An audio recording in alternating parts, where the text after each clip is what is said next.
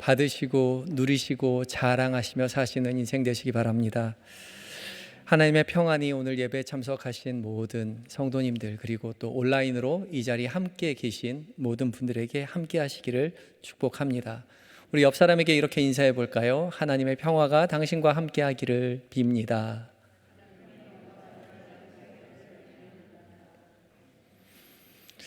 제가 1992년도 2월 27일 날 경기도 사천 곤양면에 있는 군대를 가게 되었습니다. 205 특공여단이라는 곳에서 군 생활을 했는데요.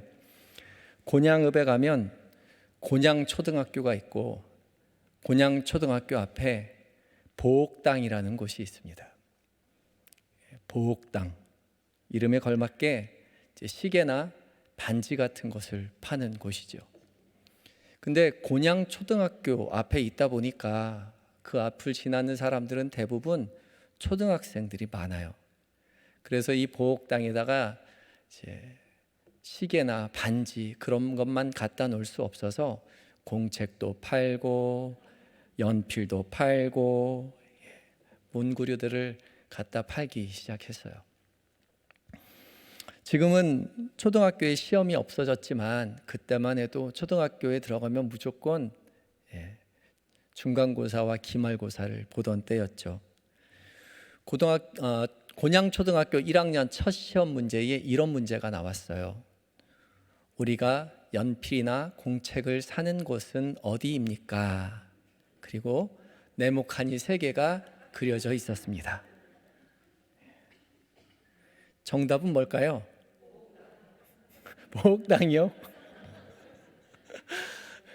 정답은 문방구나 문구점, 그것을 이제 선생님은 생각하고 네모칸을 3개 써 놓은 것이죠.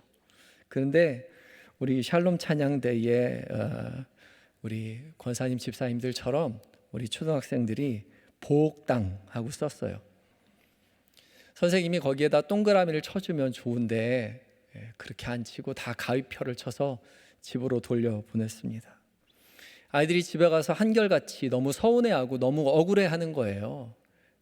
보옥당 맞는데 내가 왜 틀렸냐고 말이죠. 분명히 선생님이 수업 시간에 문방구, 문구점 가르쳐 주셨겠죠. 그러니까 분명히 시험 문제 내셨을 거예요. 그런데 아이들은 선생님이 가르쳐 준 것과 상관없이 그게 기억이 하나도 안 나니까 그저 자기가 늘 하던 대로 보옥당 그렇게 쓴 거죠. 선생님이 채점하면서 얼마나 웃으셨겠어요. 그리고 얼마나 어이없으셨겠어요. 선생님한테 배운 게 다 기억나면 너무나 좋을 것 같은데 우리가 배운다고 다 기억하는 건 아니죠. 그리고 우리가 다 시험 봐서 알겠지만 꼭 시험에는 배운 것 같긴 한데 기억이 잘 안 나는 것만, 그런 것만 골라서 시험 문제가 나는 것 같아요. 오늘 본문에도 곤양초등학교 학생들이 배웠는데 도무지 기억을 못했던 그런 것들처럼 오늘 본문에도 예수님이 가르쳐 주셨는데 기억을 하나도 못했던 낙제생이 등장합니다. 예수님의 12제자요, 3년 동안 같이 동거동락하면서 예수님의 가르침을 열심히 배운 사람들이었죠. 그렇지만 예수님께서 정작 십자가 못 박혀 돌아가시자 예수님께서 가르쳐 주신 모든 것들을 까마득하게 다 잊어버리고 맙니다. 예수님은 성경이 기록된 대로 몇 차례 계속해서 당신이 고난당하실 것과 십자가에 못 박히실 것과 부활하실 것을 계속해서 제자들에게 가르치셨고 말씀해 오셨죠. 제대로 배운 학생들이라면 예수님께서 십자가에 못 박혀 돌아가셨을 때에 맞아, 예수님께서 십자가에 못 박혀 죽으신다고 우리에게 말씀하셨었지, 그러니까 이제 곧 예수님께서 부활하시겠구나, 부활하신 예수님께서 우리에게 다시 찾아오시겠구나 라고 기억하고 기다려야 옳은데 그러지 못했던 거죠. 제자들은 한결같이 예수님이 부활하신 것을 기억조차 못했습니다. 오늘 성경은 안식 후 첫날 저녁에 모인 곳의 문들을 닫아두었다라고 성경이 이야기를 하고 있죠. 그런데 두려워했다라고 해서 문들을 닫았다라고 이야기하는데, 히브리어 원어상으로 표현을 본다면 그냥 닫아둔 것이 아니라 안에서부터 걸어 잠궜다라고 표현한 것이 맞습니다. 유대인들을 두려워해서 신변의 위험을 느낀 이 제자들이요, 문을 걸어 잠근 거죠. 예수님을 죽인 유대인들이 분명히 이제 안식일이 지난 이후에는 제자들인 우리를 잡으러 올 것이다, 예수님을 죽인 것처럼 우리도 죽일 것이다, 그렇게 생각했기 때문에 그들은 유대인을 피해서 두려워하면서 문을 걸어 잠그고 다 같이 숨어 있었습니다. 그런데 그런 제자들에게 예수님이 찾아오셨죠. 그리고 문을 걸어 잠그었기 때문에 아무도 못 들어올 거라고 생각했는데, 예수님이 찾아오셔서 한 가운데 서셔서 그들에게 평안을 선포하고 계십니다. 너희에게 평강이 있을지어다. 아멘. 에이레네 휘민, 헬라어로 그렇게 기록되어 있지만 사실 이 당시에 모든 사람들이 인사하는 샬롬이라고 말씀하신 거예요. 이스라엘 사람들이 만날 때마다 이 샬롬하고 인사를 하죠. 우리가 만날 때마다 안녕하세요 라고 말하는 것처럼 그냥 평안하냐, 그런 의미였을 거예요. 늘상 하는 말이었지만 두려움 속에서 가득 찼던, 그래서 죽을까 봐 문을 꼭 걸어 잠그고 있었던 그 제자들에게는요, 이 샬롬이라는 말이 그냥 일상적인 인사말로 들려지지 않았을 거예요. 그래서 이 제자들이 기뻤다, 주를 보고 기뻐했다라고 이야기하죠. 지금 제자들에게 가장 중요한 것은요, 필요한 것은요, 샬롬이었습니다. 죽음의 공포에 두려워 떠는 제자들에게 예수님은 그래서 샬롬, 평안이 있을지어다, 그렇게 위로로 이야기하신 것이죠. 그렇게 바라던 샬롬, 평안을 예수님께서 직접 찾아오셔서 선포하고 계신 것이죠. 제자들 한가운데 서셔서 모두에게 샬롬, 너에게 평안이 있을지어다 라고 선포하셨습니다. 예수님의 이 말씀 한마디에 그 가운데 있었던 모든 제자들의 평안이 되찾아지고 삶 가운데 기쁨이 회복되었다라고 성경이 이야기하고 있죠. 제자들에게 평강을 허락해 주는 것은 다름 아니라 예수님 자신이었던 거죠. 제자들의 두려움은 어디서부터 왔죠? 유대인을 두려워하여 문들을 굳게 닫아두었습니다. 그런데 사실은 유대인들은 예전부터 이 예수님과 예수님의 제자들의 위협이 되는 사람들이었어요. 요한복음 7장에 보면 유대인들이 초막절에 예수님이 올라갔을 때에 유대인들이 예수님을 찾는 그런 장면들이 나옵니다. 사람들에게 예수님이 어디 있느냐라고 유대인들이 물어볼 때에 사람들이 예수님이 어디 있는지를 가르쳐주지 않았다고 그래요. 왜냐하면 유대인들을 두려워하여 라고 표현하고 있거든요. 유대인들을 두려워해서 예수님에 대해서 말해주지 않았습니다. 그러니까요, 유대인들은 오래전부터 예수님과 제자들을 위협하고 있는 존재들이었던 거죠. 그런데 예수님과 함께 다닐 때는요, 유대인들이 그렇게 위협해도 두렵지 않았거든요. 그런데 예수님이 제자들을 떠나자마자 그들은 다시 두려움에 떨기 시작했습니다. 죽을 것만 같았죠. 그래서 늘상 있어 왔던 위협적인 유대인들이었지만 예수님이 안 계시기에 문을 굳게 걸어 잠그고 숨어 있었던 것이었어요. 제자들에게 정말 필요한 것은 다른 누구도 아닌 예수님이었습니다.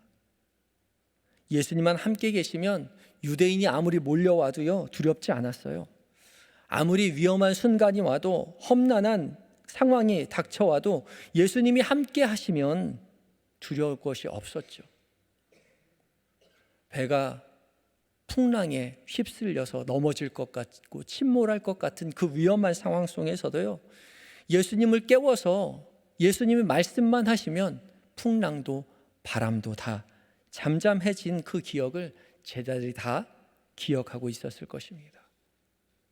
배가 고팠을 때요, 보리떡 5개와 물고기 2마리로 하늘에 축사하시고 떼어 나누어 주셨을 때 5,000명을 먹이고 12광주리가 남기는 그런 은혜의 이야기들을 다 기억하고 있었죠. 예수님이 가는 곳마다 찾아오는 많은 연약한 사람들을 손만 대면, 말씀만 하시면 어떤 질병도 고쳐주시는 그런 분이요, 그런 예수님과 함께라면 그 누가 와도, 그 어떤 어려움이 닥쳐도 두려울 것이 없었습니다. 사실 제자들이 예수님과 함께 살면서 풍족한 삶, 여유로운 삶, 편안한 삶, 그런 삶을 추구했던 건 아니었어요. 고생도 많이 했죠. 마태복음 8장에 서기관이 예수님의 말씀을 듣고 예수님을 따라 나서겠다고 예수님께 말씀드렸을 때 예수님께서 뭐라고 말씀하셨냐면, 여우도 굴이 있고 공중의 새도 거처가 있으되 인자는 머리 둘 곳이 없다. 머리 둘 곳이 없다는 게 어떤 뜻이에요? 잠잘 곳이 변변치 못하다는 거죠. 3년 동안 다니면서 변변한 잠자리가 없었다라는 거예요. 또 예수님이 밀밭 사이로 가다가 안식일에 제자들이 밀밭에 있는 밀을 뜯어 먹다가 안식일에 미리삭을 먹는다고 해서, 비빈다고 해서 논쟁을 벌이던 기억을 우리 모두 다 하고 있습니다. 잘 알고 있어요. 그리고 또 예수님께서 제자들에게 제자 파송하실 때요, 뭐라고 이야기하세요? 두버롯도 가지지 말고 전대도 가지지 말고. 참 고생 많았어요. 제대로 먹지도 못하고 입지도 못하고 자지도 못하고, 고생이란 고생은 다 하는 생활이었지만 그럼에도 불구하고 제자들은 기꺼이 예수님을 따라다녔어요. 감사가 있었고요, 기쁨이 있었고요, 평안이 넘쳐났다고요. 왜요? 예수님이 함께 하시기 때문에 그래요. 비록 편안한 삶은 아니었지만 주님과 함께하는 삶이 평안한 삶이었기에 넉넉히 모든 것을 포기하고도 기쁨 가운데 거할 수 있었다는 거죠. 우리도 마찬가지인 것 같아요. 우리도 예수님의 제자들처럼 예수 믿어서 편안한 삶을 추구하는 것이 아니라 예수와 함께 평안한 삶을 추구하는 삶을 살아가잖아요. 예수님과 함께 하신다는 사실, 예수님이 우리와 함께 하신다는 사실을 깨달을 때 우리의 삶에 어떤 어려움과 풍파와 괴로움이 닥친다 할지라도 주님과 함께라면 넉넉하게 이 어려움과 아픔을 이겨낼 수 있다라고 고백하는 것이 신앙인의 모습이고요, 또 실제로 주님께서 우리와 함께 하신다라는 그 경험을 할 때요, 어떤 어려움도 넉넉히 이겨낼 수 있는 은혜가 우리에게 있습니다. 그것을 맛보며 예수님 생활, 예수 믿는 생활을 하는 거죠. 그것이 신앙의 핵심입니다. 예수님을 따라가는 삶, 예수님의 제자된 삶이요, 때로는 많이 좀 불편하고 많이 좀 손해보는 것 같기도 하고, 그리고 편안한 삶을 보장해 주지는 못하지만요, 예수님이 함께 해주신다는 그 사실 하나만 기억하고 그 하나만 경험한다면 우리는 예수님을 기꺼이 따라 나설 것입니다. 근데요, 이 제자들에게 예수님이 안 계셔서 두려움 속에 있었던 거죠. 예수님이 더 이상 함께 하실 수 없다는 사실이 그들을 두렵게 했고 문을 걸어 잠그고 숨어 있게 만들었던 거죠. 아무도 들어올 수 없도록 굳게 잠긴 그 공간에 예수님께서 한복판으로 찾아오십니다. 그리고 너희에게 평강이 있을지어다, 그렇게 말씀하셨죠. 도무지 탈출구가 없을 것 같은, 그래서 아무것도 할 수 없을 것 같은 현실 속에 주님이 우리에게 찾아오셔서요, 우리에게 평강이 너희에게 있을지어다 라고 말씀하실 때에 우리의 문제가 모든 것이 해결될 줄 믿습니다. 내가 늘 너희와 항상 함께 있으리라 약속하신 주님이시긴 한데, 현실이 암담하고 눈앞이 캄캄하고 앞에 내일이 어떻게 될지 몰라 암담한 현실 속에서요, 그래서 주님의 약속이 기억이 나지 않을 때가 있어요. 제자들처럼요. 그럴 때 문을 꼭꼭 걸어 잠그고 우리가 해야 할 것은 기도입니다. 주님이 함께 하신다는 사실이 믿겨지지 않을 때가 있어요. 믿어지지 않을 때가 있어요. 주님, 우리의 연약함을 붙들어 주시옵소서. 주님, 제가 앞에 있는 일이 염려되어서 짓누르는 두려움 속에서 주님이 함께 하신다는 사실을 머리로는 알지만 가슴으로 느낄 수 없습니다. 성령 하나님 우리에게 찾아오셔서 주님이 함께 하신다는 사실을 깨달을 수 있도록, 그래서 우리 안에 평안이 있을 수 있도록 주님 도와주세요. 간절하게 기도하시기 바랍니다. 그때 비로소 주님은 우리에게 찾아오셔서요, 평안을 주시고요, 넉넉히 그 모든 문제를 해결하여 주실 것입니다. 우리에게 언제나 찾아오셔서 샬롬이라 말씀하시고 우리에게 축복하시는 주님, 우리에게 평안을 주시는 주님, 그런 주님을 경험하시는 모든 한영교회 성도님들이 되시기 바랍니다. 예수님은요, 제자들에게 샬롬, 너희에게 평강이 있을지어다 라고 말씀하신 다음에, 그리고 또 21절에 한 번 더 예수님은 제자들에게 평강을 말씀하고 계세요. 21절과 22절 함께 다시 한번 보겠는데요, 21절과 22절 찾으셨으면 저랑 함께 다시 한번 읽어보도록 하겠습니다. 시작. 예수께서 또 이르시되 너희에게 평강이 있을지어다. 아버지께서 나를 보내신 것 같이 나도 너희를 보내노라. 이 말씀을 하시고 그들을 향하사 숨을 내쉬며 이르시되 성령을 받으라. 아멘.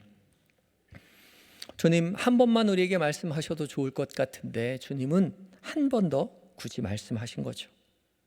첫 번째 샬롬이 두려움에 떨고 있는 제자들에게 평안을 주시는 샬롬, 위로의 샬롬이었다면요, 두 번째 샬롬은요, 아버지께서 나를 보내신 것 같이 나도 너희를 보내노라, 파송의 의미의 샬롬입니다.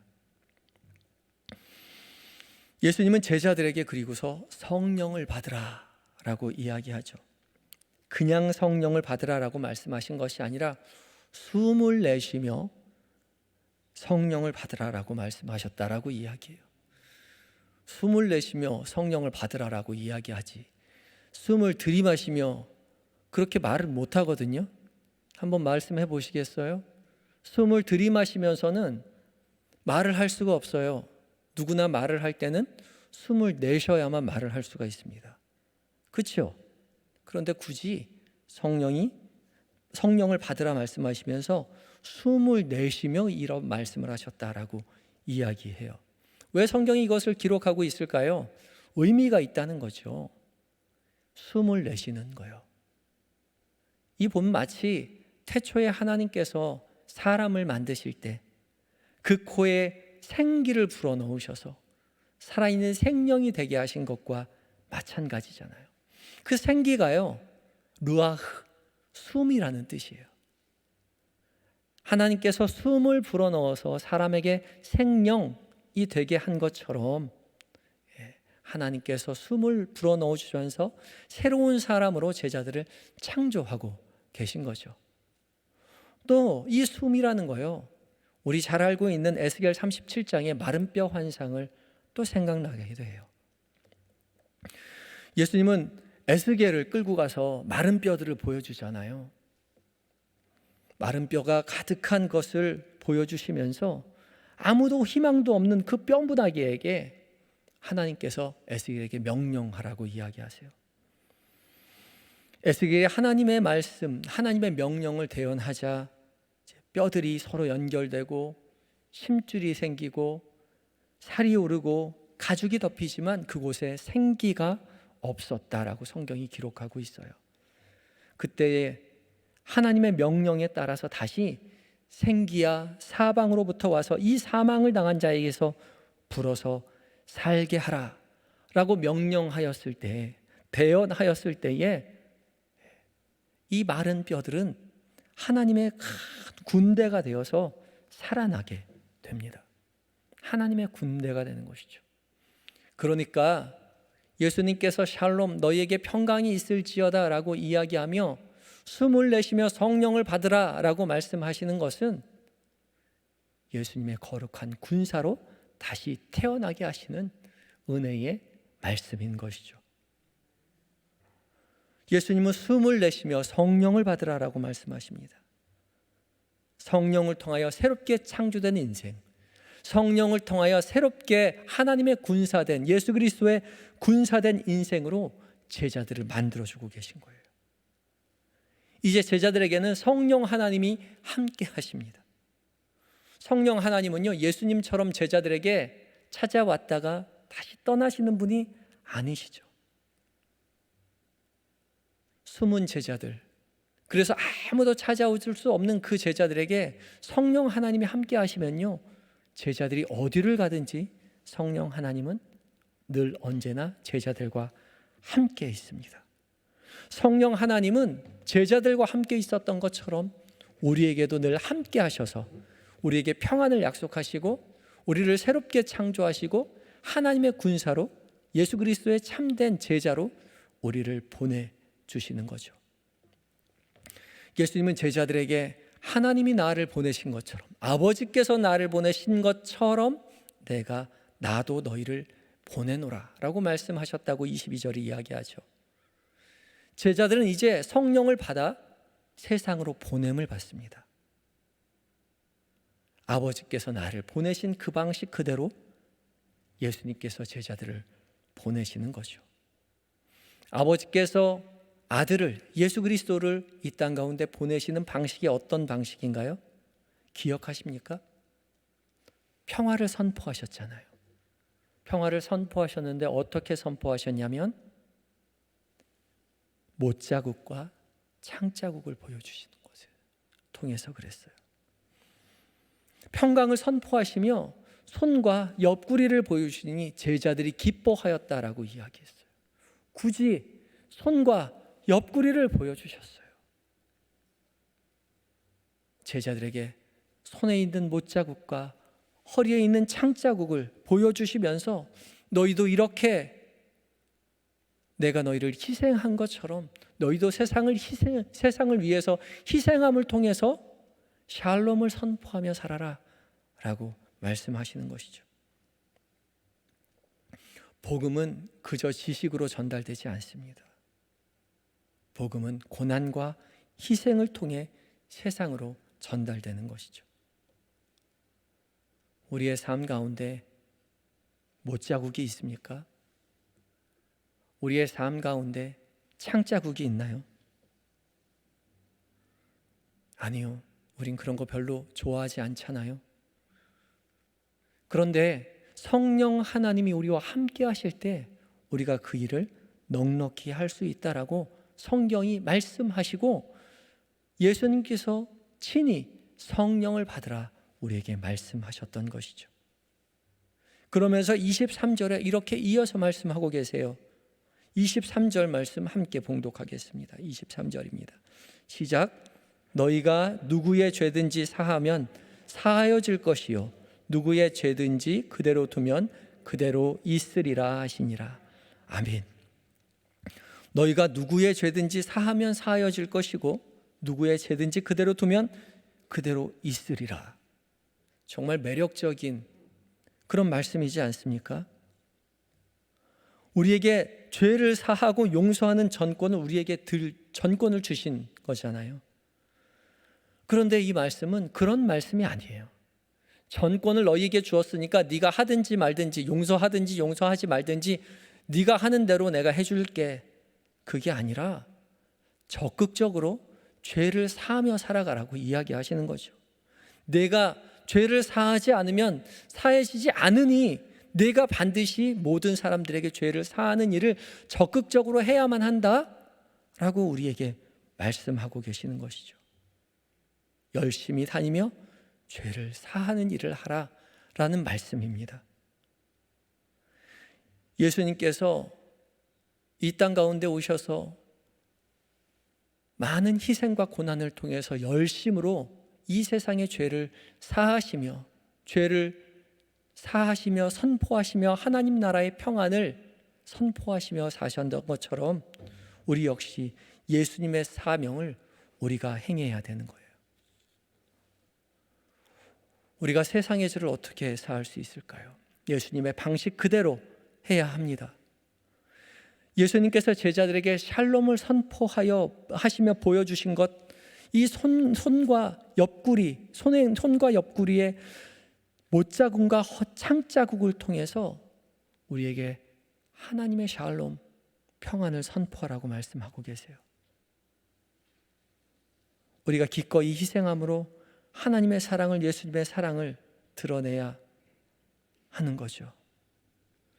우리가 말로만 지식으로 세상 앞에 세상을 정죄한다고 그들이 깨우쳐서 하나님 앞에 회개하지 않습니다.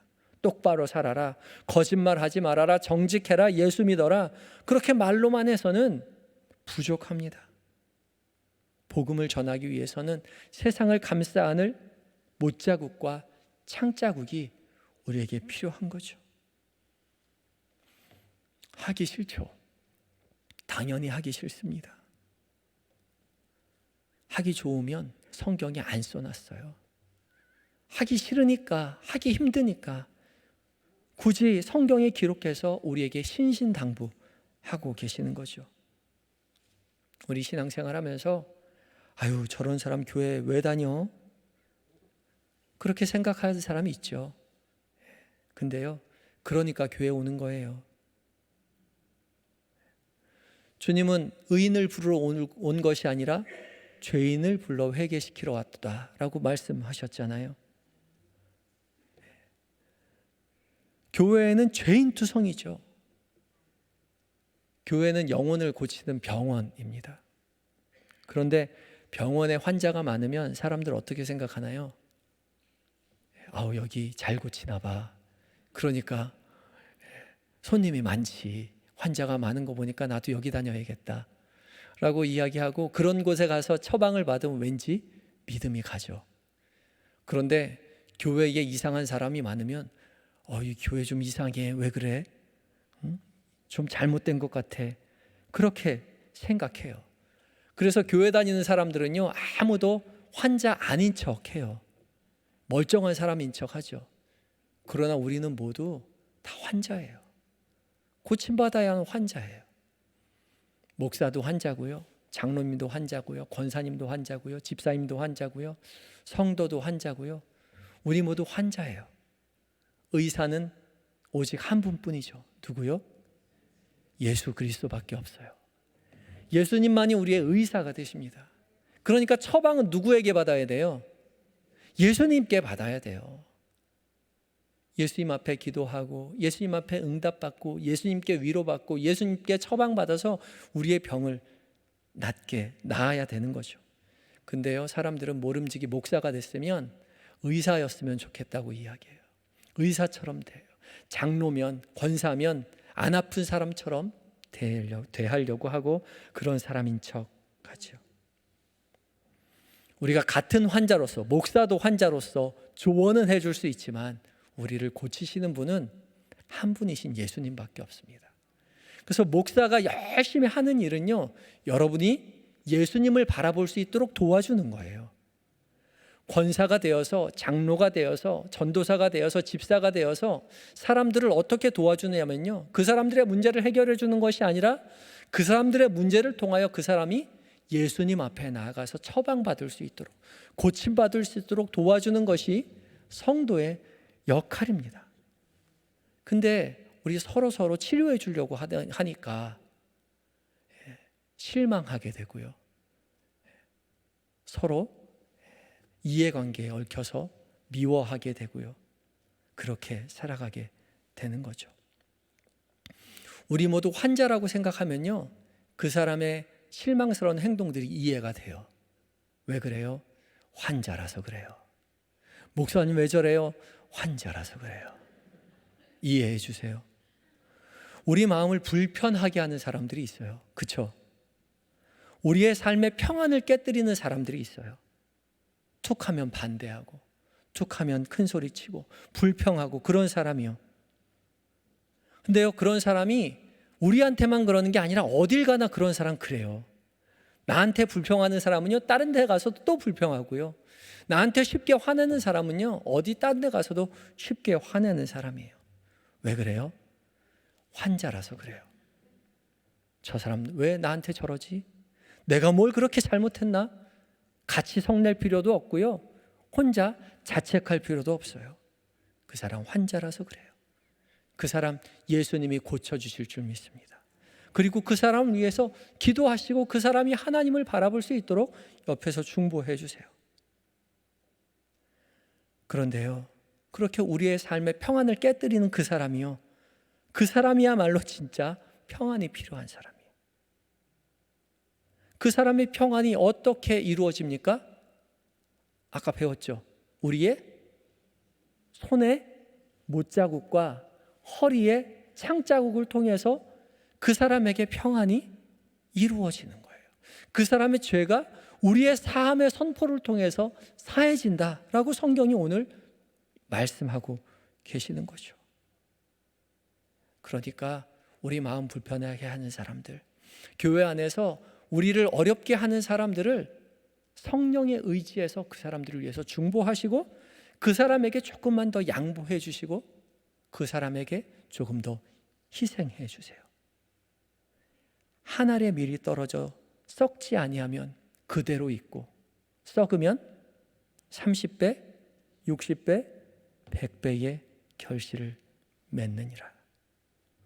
우리의 희생하는 삶을 통해서, 우리의 손해보는 삶을 통해서, 우리의 손의 못자국과 허리의 창자국을 통해서 하나님의 샬롬, 예수 그리스도의 샬롬이 우리 주변으로 흘러가게 될 것입니다. 우리는 할 수 없지만 숨을 내쉬며 성령을 받으라 말씀하신 하나님의 예수 그리스도의 선포에 힘입어 우리 안엔 이미 누가 있어요? 성령님이 계세요. 우리는 할 수 없지만 주님, 저희가 미워 죽겠어요. 신랑이 미워 죽겠어요. 아들이 미워 죽겠어요. 나는 저 집사님이, 저 목사님이 아직 용서가 되지 않아요. 나는 할 수 없어요. 그러나 성령 하나님이 나와 함께 하실 때 내 마음에 다시 평안이 찾아오고 그 평안으로 말미암아 우리는 그 사람을 위해 중보하고 그 사람을 위해 희생하고 그 사람을 위해 용서할 수 있는 것이죠. 오직 성령의 의지에서, 오직 성령의 의지에서, 오직 성령의 의지에서 우리가 기꺼이 손해보고 기꺼이 희생하고 이웃에게 샬롬을 선포하시는 한영교회 성도님들이 되시기 바랍니다. 두려움에 떨고 있는 제자들에게 예수님은 찾아오셔서 샬롬을 선포하시는 것처럼 한치 앞을 모르는 인생들에게 찾아오셔서 주님은 오늘도 우리에게 샬롬을 선포하고 계십니다. 그 샬롬은 우리에게 평강을 허락하는 샬롬이고요. 또한 평강을 허락하신 주님께서 성령을 주시며 너희에게 샬롬을 사람들에게, 이웃에게, 세상에 선포하는 은혜를 우리에게 명하셨습니다. 그 파송의 샬롬을 우리가 받아 들었습니다. 이 두 가지의 샬롬, 위로의 샬롬과 제자 파송의 이 샬롬을 항상 기억하시고 간직하시고 그 샬롬으로 우리에게 평안을 누리시고 또 우리의 삶의 모든 사람들에게 평안을 선포하시며 살아내시는 한영교회 모든 성도님들이 되시기 바랍니다. 다 같이 기도하시겠습니다.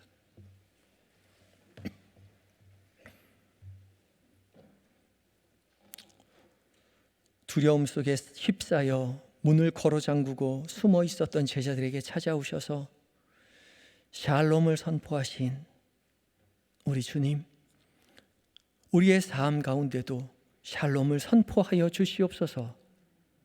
우리가 주님을 믿노라 하지만, 우리가 주님의 말씀을 많이 배웠다라고 이야기하지만 여전히 우리는 기억하지 못하는 제자들처럼 주님, 아둔하고 어리석고 겁이 많아서 하나님, 주님의 샬롬을 기억하지 못할 때가 너무나 많이 있습니다. 제자들처럼 문을 꽁꽁 걸어 잠그고 숨어 있을 때가 너무나 많이 있습니다.